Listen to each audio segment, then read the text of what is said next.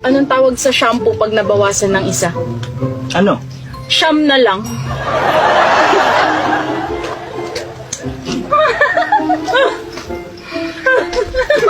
Anong tawag sa puno na hindi mo pwede akyatin?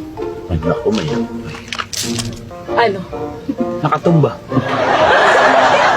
tumukal ko.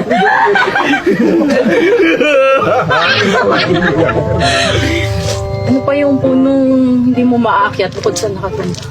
Ano? Putol. Bakit yung mga biik na baboy tuwing naglalakad, nakayuko? Bakit? Nahihiya sila. Yung nanay nila, baboy.